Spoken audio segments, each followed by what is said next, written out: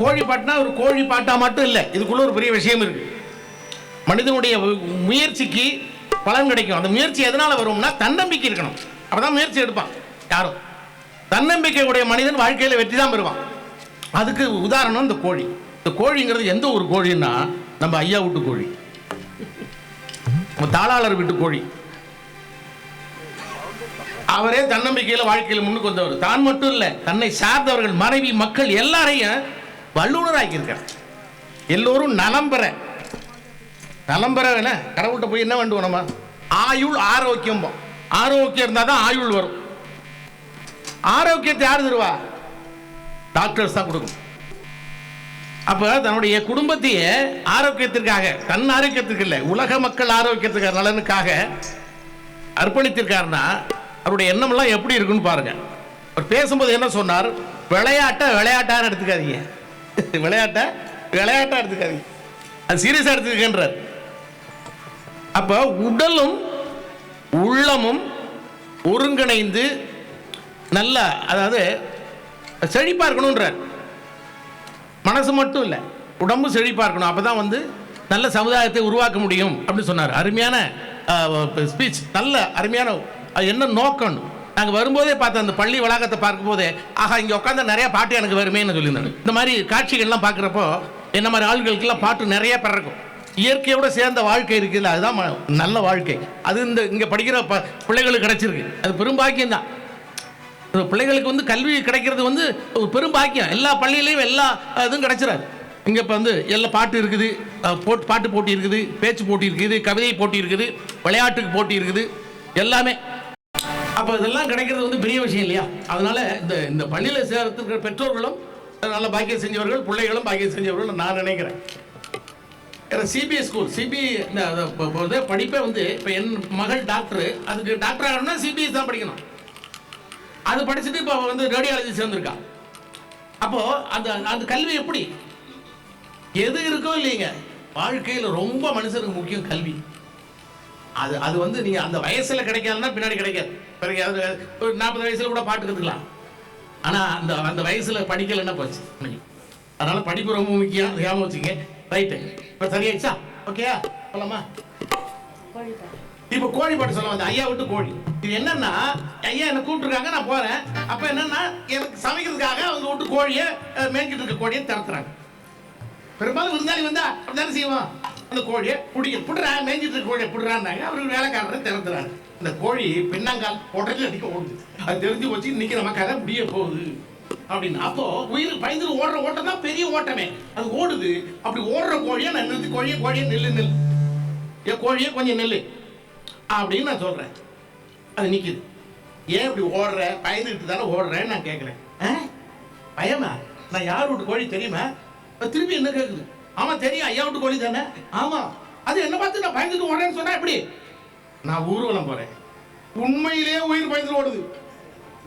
ஆனா அது சொல்லுது, நான் ஐயா வீட்டு கோழி, நான் அப்படியெல்லாம் நான் ஓடல, நான் ஊர்வலம் போறேங்க. அது பொய் சொல்லுதுன்னு எனக்கு தெரியுது. இந்த கோழியை விடக்கூடாது. இன்னொரு கேள்வி கேட்போம் அப்படி நான் மாத்தி கேள்வி கேட்கிறேன். அதுக்கு அது பதில் சொல்லுது பாருங்க. அதான் பாட்டு கேட்போம். விரட்டி மூடிக்கையில என்னதான் சொல்லுமா? நாட்டு கோழி, வீட்டு கோழி வச்சுக்கோ. வீட்டு கோழி, ஐயா வீட்டு கோழி. விரட்டி மூடிக்கையில என்னதான் சொல்லுமா வீட்டு கோழி? நான் ஊர்வலம் போறேன் என்றுதான் சொல்லுமா வீட்டு கோழி. விரட்டி மூடிக்கையில என்னதான் சொல்லுமா வீட்டு கோழி? நான் ஊர்வலம் போறேன் என்றுதான் சொல்லுமா வீட்டு கோழி. ரெக்கைய பிடுங்கையில என்னதான் சொல்லுமா வீட்டு கோழி? ரெக்கைய பிடுங்கையில என்னதான் சொல்லுமா வீட்டு கோழி? நான் ஷேவிங் பண்ணிக்கிறேன் என்றுதான் சொல்லுமா வீட்டு கோழி. ரெக்கைய பிடுங்கையில என்னதான் சொல்லுமா வீட்டு கோழி? நான் ஷேவிங் பண்ணிக்கிறேன் என்றுதான் சொல்லுமா வீட்டு கோழி.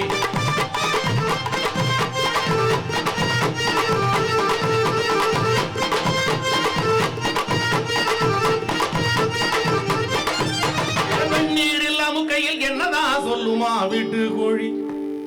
வெந்நீர் இல்லாம கையில் என்னதான் சொல்லுமா வீட்டு கோழி? நான் சுடு தண்ணி குளிக்கிறேன்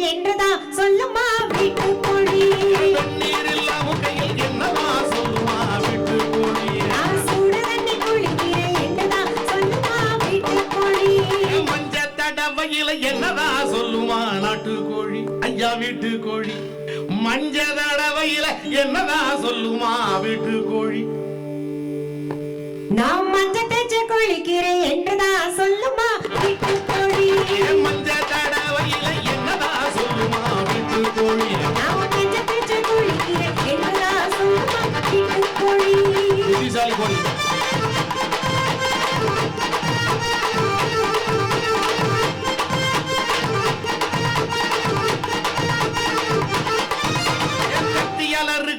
என்னதான் சொல்லுமா வீட்டு கோழி கத்தியால இருக்கையில என்னதான் சொல்லுமா வீட்டு கோழி இப்போ பதில் அவங்க சொல்லுவாங்க. ஓ அவங்க சொல்லுவாங்க. ஆமா ஆமா ஆமா ஆமா இது வந்து கண்டிப்பா சொல்லணும்டா. கத்தியால இருக்கையில என்னதான் சொல்லுமா வீட்டு கோழி கண்டிப்பா டாக்டர் சொல்லுவாங்க. கத்தியால இருக்கையில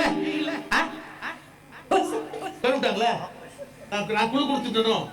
ஆமா ஆபரேஷனு கரெக்ட். கத்தியால இருக்கையில என்னடா சொல்லுமா வீட்டு கோழிய நான் ஆபரேஷன் பண்ணிக்கிறேன் என்றுதான் சொல்லுமா நாட்டு கோழி கத்தியால இருக்கையில என்னடா சொல்லுமா டாக்டர் கோழிய நான் ஆபரேஷன் பண்ணிக்கிறேன் என்றுதான் சொல்லுமா வீட்டு கோழி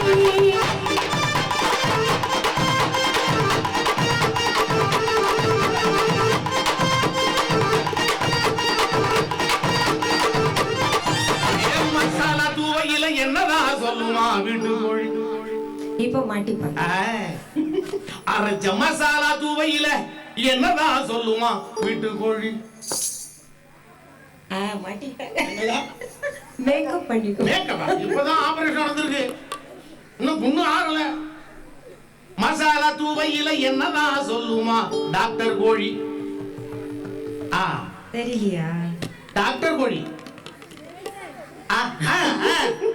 அதேதான் நான் மருந்து தடவுறேன் என்றுதான் சொல்லுமா வீட்டு கோழி மசாலா தூவையில என்னதான் சொல்லுமா வீட்டு கோழி நான் மருந்து தடவுறேன் என்றுதான் சொல்லுமா வீட்டு கோழி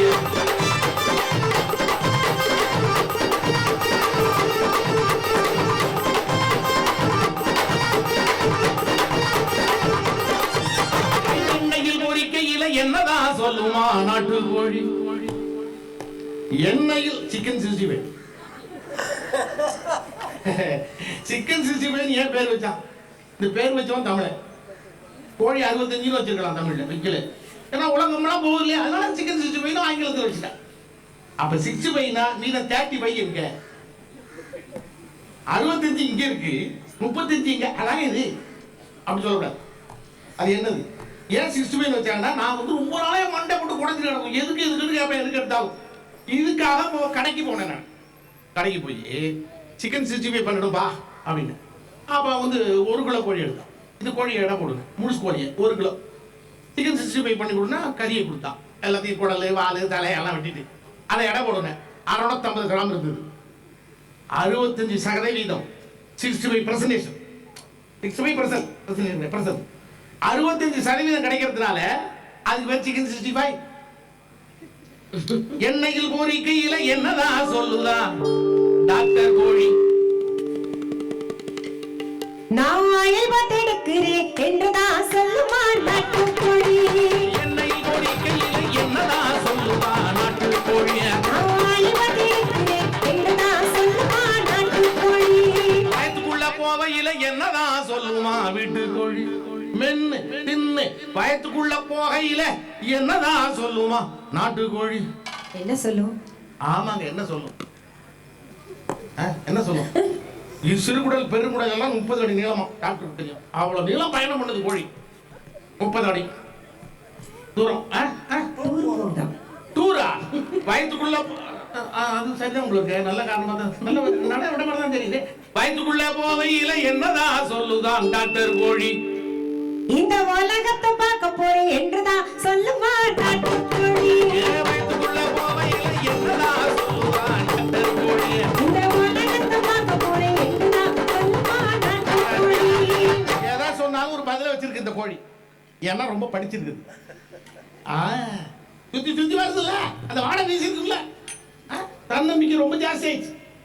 ஏதாவது கேள்வி கேட்டு இந்த கோழியை கூட போட்டு அமுக்குற மாதிரி இப்ப பசங்கணுமே என்ன பண்ண கடைசியா ஒரு கேள்வி கேட்போம். இதுல கோழி திணறிடும். வயத்துக்குள்ள போன பின்னே வயத்துக்குள்ள போன பின்ன என்னதான் சொல்லுமா டாக்டர் கோழி. டாக்டர் வீட்டு கோழி. டாக்டர் வீட்டு கோழி அது என்ன பதில் சொல்லுதுன்னு பாருங்க. டாக்டர் சொல்ற பதில தான் அது சொல்லும். அவர்கிட்ட கேட்டலாமா ஒரு சாய்ஸ்? அது நான் சொல்வாரு. வேணாம் வேணாம் எல்லாரும் யோசிக்கட்டும். வயத்துக்குள்ள போன பின்னே என்னதான் சொல்லுமா டாக்டர் கோழி. இப்ப பாருங்க பதில் என்ன சொல்லுதுன்னு பாருங்க. டாக்டர் சொல்ற மாதிரியே சொல்லும். சொல்லும் பாருங்க இப்ப கோழி. இந்த உலகம் ரொம்ப பெருசுன்னு சொல்லுதா நாட்டுக்கோழி. வயத்துக்குள்ள போன பின்னே என்னதான் சொல்லுமா டாக்டர் கோழி. இந்த உலகம் ரொம்ப பெருசுன்னு சொல்லுதா நாட்டுக்கோழி. அச்சுதான் ஆப்பு நமக்கு கரெக்டா சொல்லிச்சா இல்லையா? நீங்க கோழியை ரொம்ப தின்னு விட்டு அந்த கோழிக்கு என்ன பேர் வைக்கிறீங்க? போந்தா கோழின்னு, தொப்ப கோழின்னு பேர் வைக்கிறீங்க. ஆனா வளர்க்கறது உங்க தொப்பைய கோழி. அது இந்த பிராய்லர் கோழியில தின்னுவிட்டு உங்க தொப்பையை பெருக்க வச்சுக்கிட்டு எங்களுக்கு தொப்பை கோழின்னு பேர் வைக்கிறீங்களான்னு நமக்கு ஆப்பு வச்சிருச்சு. டாக்டர் கோழி. அது டாக்டர் என்ன சொல்லுவாரோ அதான் சொல்லி கரெக்டா சொல்லியிருக்கா?